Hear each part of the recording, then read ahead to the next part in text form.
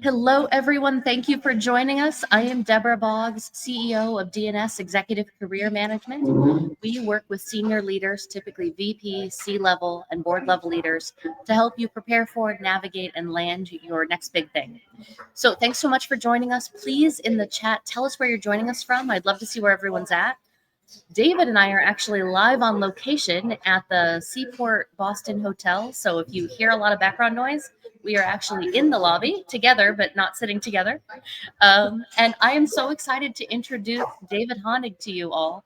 He is an executive recruiter, a real leader in this space, a good friend of DNS and mine personally. And I cannot wait to talk more about what's going on in the market from the recruiter standpoint. And he really specializes in the marketing, recruiters for, recruiting for marketing seats. So really excited.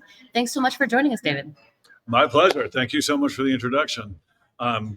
Thrilled we got a chance to do this for sure. Timing is everything. So your attendee list, I'm thrilled to connect with them because you've got some really great attendees. So great in making those connections. And let's get into it because I know we got a little bit of time, so I want to use it wisely. Yeah, absolutely. So while we get started, if you all could pop in the chat where you're joining us from. As I said, David and I are on location in Boston, in the lobby of the Seaport Boston Hotel.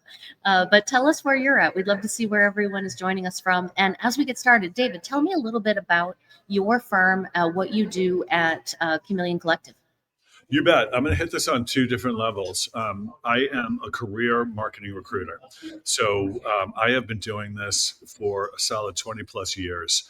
Love it. Absolutely love it. And that's why love your job. You know, you're never going to feel like you're working in every other cliche. Yeah. I started out with market search, which continues to this day. It's got some really great market traction, some brand equity, which is phenomenal. Kept it. We are a retainer-based search firm and have also joined with Chameleon Collective. And Chameleon Collective is really phenomenal, and especially phenomenal from a timing standpoint to what's going on in the market. They have two sides of the business. The first is fractional, all within marketing and branding and very senior level, really, really smart people who have sat in the seats that are part of Chameleon and building Chameleon. I joined when they were about a 10 person firm, and they have grown exponentially. Wow. Their client base has grown exponentially, and so is recruiting.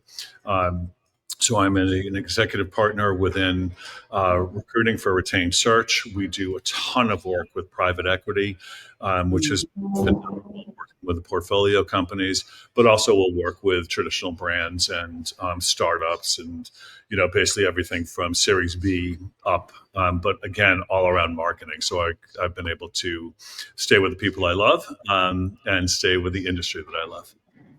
Oh, that's so interesting. And I know you and I have had a lot of conversations in the last year about what's going on in the market and especially as it relates to marketing leaders. So I really appreciate that. And especially with this fractional. So as we get started, a lot of you are putting your locations in the chat. That's super helpful.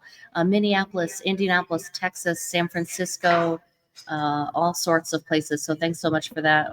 South Carolina, Southwest Florida, LA. Katie, So who I know.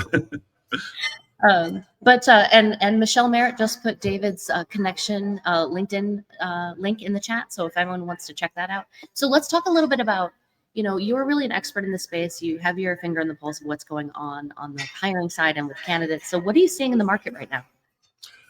First of all, thank you. And the market is absolutely transitioned very, very quickly. This past year has been a whirlwind, and strap on because it's going to go right into 26 and beyond. Everything from the types of people that we're looking for to what they're responsible for to the types of searches that we're working on has changed. People that are connected to revenue at all different levels are going to get seen. People that are generalists need to get up and really do a lot of pivoting. And that's not as difficult as it sounds. I'm not saying make a career change at all. But what I'm saying is that you need to get certified. You need to get the tools at all levels, tools and how to use them internally and externally, are probably one of the most important things that we were looking for at the moment. And I wouldn't say that, 2, 3 years ago Wow. to place a CMO that they need to know the tools, but you know what? They do. Wow. And it's for two different reasons. You can look internally to say, how do I use an AI tool? How do I use an efficiency tool to create efficiencies internally? Yes. 40% of the companies, this is not only the companies we work with, companies, national wide companies have reduced their teams this year. 40%. And I mean, those Wow. headcounts, we've all seen them. They're 2 people, they're 2,000 people plus. To Right. understand how to do that and create money internally is the economy that we're in, and we're going to stay in for a while. We've seen this. These are not things that are going to last for a tremendous amount of time. We've gone through great recession. We've gone through great resignation. Hmm. Should have said, and we're in another type of white collar recession as well, with this. But how do we use those tools to create efficiencies internally? And then how do we use those tools to create revenue externally coming in, inbound revenue? So those marketing CMOs that we place on the regular VPs of performance and growth need to understand that. So it's not a one silo; it's a much broader based, but they need to be current with certifications at all different levels. Okay, that's so interesting. So really tying, so what I hear you saying is generalists aren't as marketable right this second. You need to Yeah, really niche down and focus on revenue and tools. And are there maybe two or three tools you're seeing the most demand for right now? yeah. I think that I did a post the other day about hot buttons. Within actual titles for what we're finding. Oh yeah, Demand generation is obviously top of the list right. because it creates so much. You've got a product, the product needs to be up and going, so and competitive. So product marketing, product management, product extensions, to understand how the products can stay current are all huge. And then how do you get it out there? And it's not a generalist that's going to do it. It's very specific. That's a specific marketer that can understand measurement. This is not just getting the numbers, it's what to do with the numbers, which has been, kind of universal throughout my entire career. Data is king, intel is king. Right. Sure. So how do we use that to build the best foundation, for where we're going in our future, no matter what the size of the company is? Mhm. Oh, absolutely. That's so we could dig into that all day. If anyone has any specific questions for David, we'll do our best to take questions as they come into the chat. So feel free to pop things in. And as I tee up this next question for David, if you're in the middle of a job search and you feel like things are stalling or you're getting ready to start a job search, maybe in January, and you want to know if you're ready, take advantage of our um, job search diagnostic tool. It's a quick download. It's a free download to see the 7 most important areas to really win your executive job search, and you can grade yourself on where you're at and where you maybe need to level up. So, as we talk about that, let's talk a little bit about the different types of recruiters and what recruiters do, because this is something we talk to candidates about all of the time. There's a lot of misconceptions about how recruiters work, and I'd love to hear your perspective on that. You bet. There are a few different types of recruiting agencies, and I know that this is going to be, recruiting for dummies or recruiting 101 for people. So I'm going to make this really brief. We got a lot of senior people in here, which is awesome. Right. So we're a retainer, which means that we are working for a client. We're not working for a candidate. So that client is asking us that and telling us that we're going to pay you to find a very difficult search, or maybe not so difficult search, and we just don't want to deal with 10,000 resumes coming in. And Right. unfortunately, the world we're living in, maybe that's hypered up a little bit.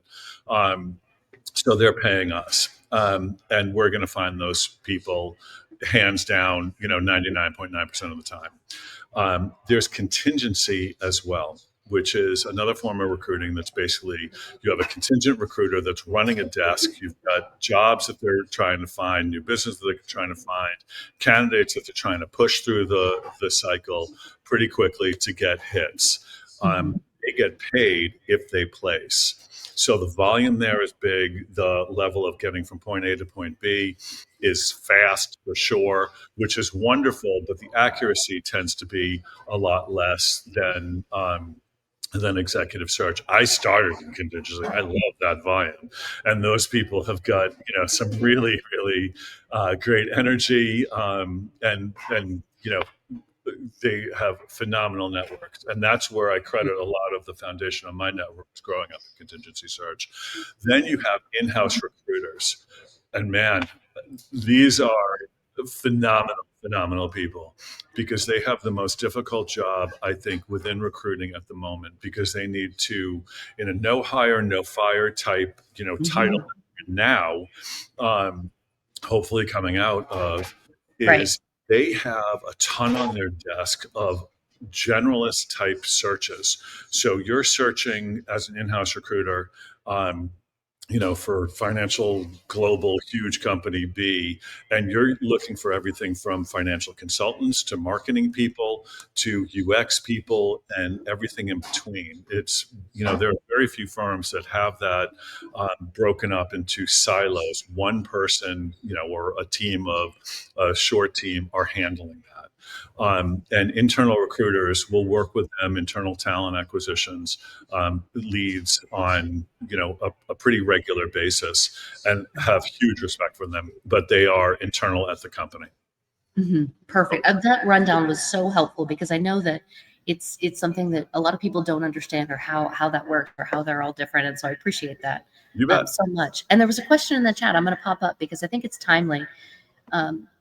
Molly Muir said, do you have any recommendations for a generalist to pivot, maybe if they're not related to marketing? You So bet. I'm happy to talk a little bit about this too, but I'd love your perspective. For sure, Molly. Great question, and great to connect. I think we bounced back and forth yesterday a little bit, so really timely. Pivot, no. To look, I shouldn't say no. Pivot, you need to look at what your value is. So this very very cliche. What is your superhuman strength, and how does that work? Right. It's I wouldn't pivot careers as far as I'm going to go from a CMO into being a vet, or vice versa. Right. There's not too much I can do for that. But what I would do is say that I'm going to not be I'm not going to label myself as a generalist, because what I've been able to do over my career is build a brand. And Yeah. that brand equaled X amount of dollars internally from the company. From the time that I started until the time that I left in this position, I was able to bring in X amount of dollars in. That's what I want as a recruiter. That's what I want as someone who I want to present to my clients, and I'm excited to present to my client. This is what it is. So to Molly, to pivot is looking internally at your experience and saying, how am I the best commodity for David's client and for whatever I'm going to in my search? And then work that and tailor it around it. I hope that answers your question. I think that's a perfect answer, and it really mirrors what we tell our candidates. When we work on the candidate side to prepare for the search, prepare the resume, prepare the LinkedIn profile, do the search strategy. It's really about getting hyper focused.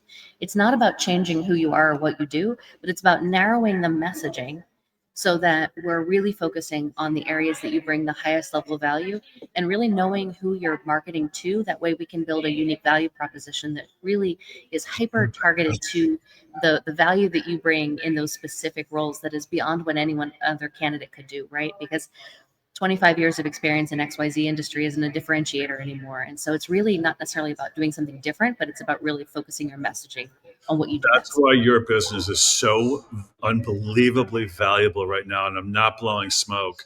As an executive recruiter, we don't coach. We're not going to go as fully in depth into coaching, into resume building, into LinkedIn building, which is the resumes over here. I'm Right. trying to stay on the screen because it's so far out at the moment. The Yeah.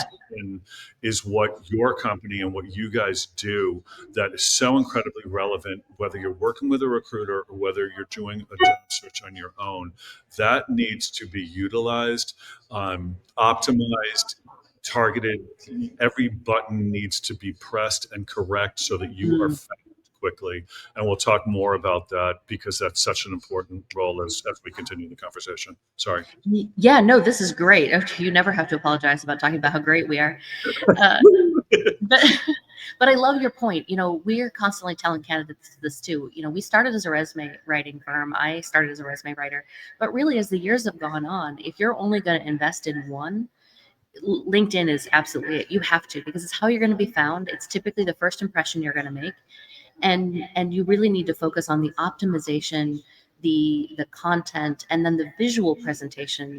What your headshot looks like, links, images, background, all of these things are all things that we work on with our candidates. But let's talk a little bit about the importance of the LinkedIn as a candidate to stand out to a recruiter like you. What are you looking for? What do you need to see in that? Oh my God! This is again. I mean, we need 4 hours to talk about this. This is everything. This is the visual, your headshot for sure. It is what it is. Get something AI, get something fun and whatever. Um, I've got so many filters on at the moment. We'll just use it to your benefit.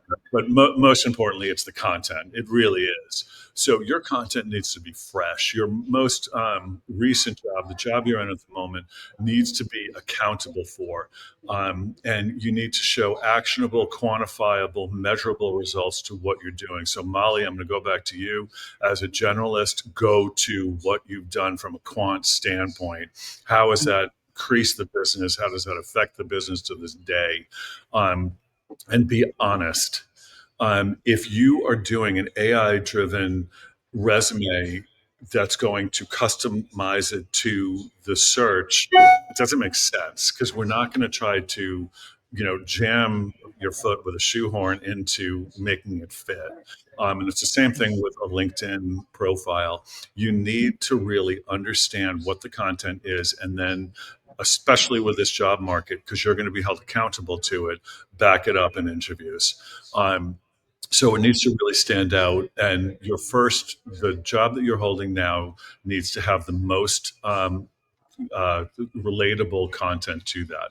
So that's on one hand. That's looking at your profile.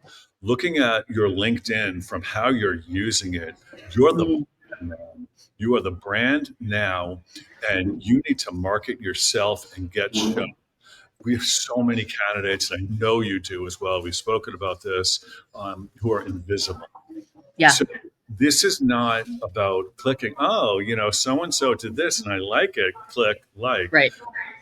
Who cares? You've got, 100 likes on there, but no one has an opinion. So what we're looking for is an opinion. Do the extra step and comment, get yourself known on Yes. LinkedIn. You've got a billion, it's like 1.1 billion users on LinkedIn. Wow. Insanity. You need to get known out there. And for my marketing people, love you. The hardest job that you have, the hardest product that you can market at the moment is yourself. So Mm. you So true. stand out on that is by having an opinion. How does your brand, how does your personal brand fit in? And, we've heard all of this before, and what have you, but enact it. Really show that you have an opinion. Hmm. Create content for yourself daily, as Yeah. as many times without being cluttered and without posting something that's not relevant or that's just basically useless, content. We want to hear what you're doing. And how does this relate to your job search? Not bitching about a job search because Yeah. everyone would do That's that. not helpful. Everyone should do that right now for sure. But it's what are you great at? I just got a certification in AI. Post. I Right. just ABM certified, and I've been able to develop that. Post it. Whatever is the latest and greatest. Learn it, post it and get out there, and then make commentary on that. This has been, able to affect my business in a positive and such a great way. We want to hear it. Recruiters want to hear it. The more active you are on LinkedIn, doing things like that, it's an Yeah. algorithm that's based upon your content. So think about that. The more that you post, the more the more strength you have for your brand, the more equity you have in your brand, Mhm. we're going to find you. And that's how you get recruiters' attention. Absolutely. I love everything you just said. And we think about that like executive visibility, right? When we're working with a candidate, we're not only building out the profile and all of these things, but also, we can help with the what is your thought leadership need to look like. We don't write your post, but we can help you think through what does that whole process need to look like? How do you need to be using it effectively? Because what we see with marketers a lot is that they get so worked up in making it perfect because they're marketers that and they don't want to put something out there that's imperfect if that's their space, but then they don't act at all. And so what I'd love to see is just getting something out there, getting active. And those comments are the easiest ways to get started because you show up everywhere when you make comments like this. So that's so helpful. Yeah, absolutely. And even from an executive search standpoint, to take a back seat, if you're on a job hunt, go connect with those companies, follow those companies. It's the easiest thing to do. These are a top 20 list of companies that you want to get into that are relevant to your experience. The more you engage with those companies and they see you, Right. you're going to get traction back. This is a magnetic thing. It's not that you're going to go enter your resume into their database and you're with 10,000 people. It's that you have an opinion about the company. Right. So you've created that. And again, internal executive recruiting, internal talent acquisition is a really tough job at the moment. They're going to see those people that are engaging with those companies first. It's, Right. thank God I've been doing this for 20 plus years. I love it. I understand marketing back and forth. It's changed, in a complete 180. And I understand where to find those people within, a hot second or maybe less. But they don't. And remember, those people have a slew of jobs on their desk, and we'll talk about hidden jobs shortly as Yes. well. Yep. Um, Perfect segue. yeah, I love it. I know I get your brain. Recruiting for and how to stand out. Hey, so and so, Molly, I'm going to continue to use you, Molly, posted on our site, tagged us on their site. Be bold, Molly, tag the site. Company A, we're going to tag it in. This is my opinion. She's going to go, he or she internally is going to go for you. Yeah. Go I for it. love that. This is such great advice. And for anyone who hears some background noise, we are in the lobby of the Seaport Hotel in Boston. Dave and I are actually live on location together. Really excited about that. But we're also places where other people are working. So I apologize for any background noise. So So as I tee up this next question, for anyone in the job search or thinking about how to stand out, or maybe you've gave you the wrong one though. Got really excited. There we go. Uh, Take this QR code and download our free job search diagnostic. It'll help you see what's working in your search, what may be stalling in your search, and everything in between. So, and see where you can really level up. So, let's talk about this. You alluded to it, and I'd love to talk more about the hidden jobs. What's going on with the jobs we can't see? Why they're not posted online, and what's going on there? So, tell us about that. what's going on there is that companies are smart. Is that if they post a job, they're going to get an unusually ridiculous amount of resumes that are AI generated, that are chatbot generated, that are not correct. Yep. It's is the economy. It is what it is. So again, the internal recruiters, man, props to you all.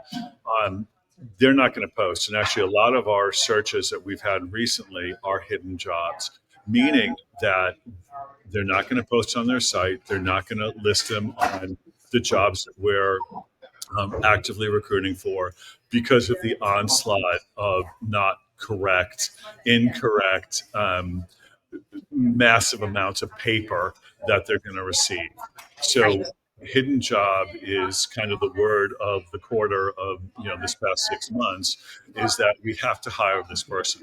What does that person look like? We're going to help our clients understand how to identify that person. What Mm, is make that future proof for that role? What's yeah. going to make that value or add to staff headcount in most cases, or on the other side of our business, that is going to be a replacement candidate because Yeah. this candidate only has this amount of skill set and they're not going to stay at the speed of progression that our company needs to see. So this has evolved into something we're calling a hidden job.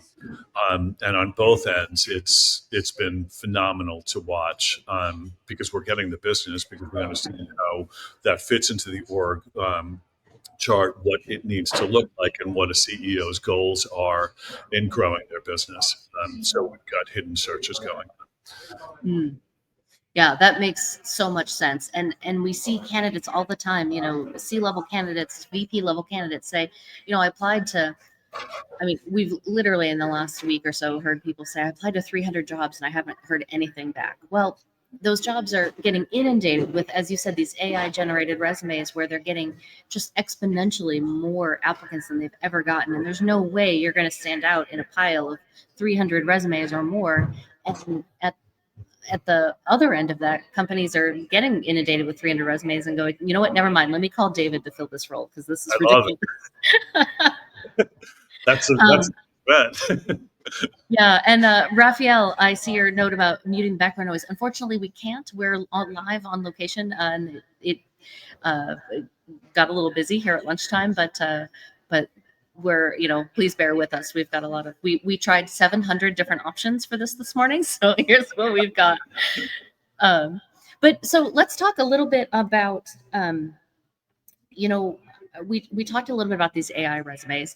I'd love to hear your perspective from a recruiter because what we hear candidates say all the time is, I don't need help with my resume because I can just have AI do it, or I can use ChatGPT, or I use ChatGPT to write my resume. And this is true. It physically can create a resume for you, but that's not the goal, right? The goal is not to have a resume, it's to get a job. So let's Right. talk a little bit about what you're seeing on your side of the table.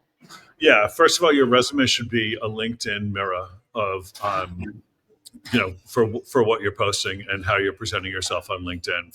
So, Yes. while that might sound easy, it's actually not. Which again, not to blow smoke, which is why I wouldn't do this for anyone. I do it for people that I really respect and really respect what you've been able to do with your business. Appreciate that. So you've got the ability to draw content off Claude, off ChatGPT, off whatever AI it is, and use that. But you need to use it in your own words. You need to not make it so that it appears AI when it might be none of the end dashes or anything like that. But it needs to be you because you need to be representative of this. Remember, your resume could open a door, but it can close it really fast if it's not you. So I love that. you're using Sprout or something like that, props to them to go say this is who you are because you've downloaded the job description and said link this resume to appear like this. You're going to have to back that up. Right. So yeah, and God bless you if you get the job. I don't particularly want you if you're using a ChatGPT generated resume that's showing things that are not, your core superpower. Yes. Remember this, that recruiters don't like risk. Yes. This is huge. So we're tied to that company not only for the 90-day guarantee. Okay, that's what we have, to be brutally honest with you. I'm tied to those companies because I want a repeat client. So Yes. they're going to come back to me when they have additional searches. And, thank goodness, knock on wood, they do. But they're not going to come back to me if I'm presenting them with people that have elaborated maybe slightly too much on what they're capable of. And I think a lot of people take ease in using AI to build that, but just make sure. Yeah. So true. Yeah, because I think we get used to using it and then not reading through and realizing that it's saying things about us that aren't necessarily true, or they're misconstruing things. So that's such a great point. Cool. All right, so we have about a minute left as we wrap up.